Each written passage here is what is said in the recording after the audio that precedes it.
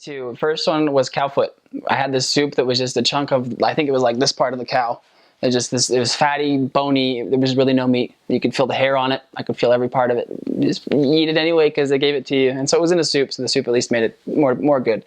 Other one was like these little like minnows, or like a goldfish almost. They just fried the whole fish, eat the whole fish whole with a bite of rice. And I mean, those were probably my most unique. They have grubs. They're like little bugs. You eat those too. They'll fry those up and you put them on rice. Riding a bike. I mean, the island itself is mountainous. Rice goes in the valleys, so they build their houses on the sides of the hills, all these mountains, and so you're on a bike up and down hills. I had a bike that was probably 10 years old that, you know, the brakes were never very good, so I mean, I'm up and down these hills all the time. I have scars from bike crashes, so just pay attention to where you're going and learn how to whistle. You do a lot of tracking in Madagascar. They focus a lot on referrals, but tracking actually was my main source of new appointments. And I remember this one time, of course, I mean, it's a classic story. My companion and I were just wandering around an area, and we turned down this little path, and he was ahead of me. I was like 9 months in country, and he walked past me, and I turned to this house, and there were people kind of inside their little gate, and I was like, we need to go here. I called my companion back, and he came back, and we went in, and we ended up, you know, bringing people into the church. We had a couple and their kids join the church from that experience. It was extremely neat to meet people that were so ready for the gospel. So I mean, it was like inspiration. So it's real. Most of the mistakes I saw or experienced were in the MTC. I mean, you have to be careful because Malagasy is so phonetic. You'll have words that are literally this close, like urna and urana. One means nose, one means rain. So, I mean, you have words like that all the time. And so I confused one word, which was fifaliana, which means happiness, to a word that refers to male anatomy. So just watch your words and your pronunciation. I knew guys that would just get really into giant holes of sand, stuff like that. So just be careful. But being loving towards everybody.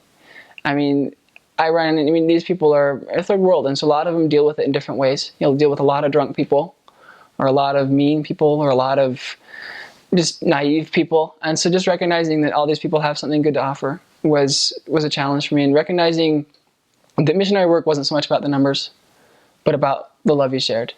And not necessarily about getting people baptized, but about, you know, planting seeds. We say that a lot in the church. But it really is what's necessary in the country. It's not focusing on that next appointment. It's focusing on the here and now, on what is happening around you.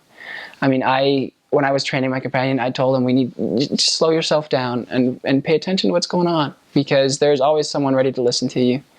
And as a missionary, you have the mantle to know what to say. And so that was really cool. Learning a language. Otherwise, I think communicating. I mean, before my mission, I didn't really know, I wasn't comfortable, I guess, enough with myself to do something even like what I'm doing right now. Learning how to put yourself out there with people and be comfortable knowing you can. I mean, that'll come. I think learning a language even helps that, because you're speaking something, you're saying things that may not make the most sense or may not be exactly how you should say it, but it's who you are, and recognizing that, you know, Heavenly Father loves you, and he's not going to let you, you know, mess up too much. Weather. I was in one area, that area I spent 8 months. I drove a bike in water that was up to here on the bike. So get used to rain. I know right now they're having typhoons like crazy over there right now. I mean, rain is every day. Take a good poncho, raincoat. Yeah, crazy rain, windy. But otherwise, you'll have the most beautiful weather ever. Because it's so mountainous, it's fairly level, just very mountainous. You'll just get, the clouds are super close, sky is super blue. It's just, I think for me it was my conversion. I went through some pretty challenging things as a missionary. I ended up having to come home early from choices I made, you know, before and after, and before and during. And like I've talked about, you know, recognizing what I wanted and why I wanted it. I mean, as a missionary, you get to study the scriptures, you know, 3 or 4 hours a day. I mean, in Madagascar, you don't really go out to work until later on in the afternoon, you know, from noon to like 9 usually is when you work. And so, I mean, you'd have the whole morning to study, and it slowly changed my life. I mean, I recognized the need for change in my life, and I recognized how much the Lord knows our desires. And as we recognize our own desires and, bring them into His, He's going to just perfect us. And that happened for me. So. Just be happy. Be ready to serve. I don't focus on the little things. I saw so many guys have psychological problems because they were seeing the little things. Oh, I'm not saying this right. Oh, I'm not doing this or this. Don't worry about the little things because those things take care of themselves. But focus on why you're a missionary.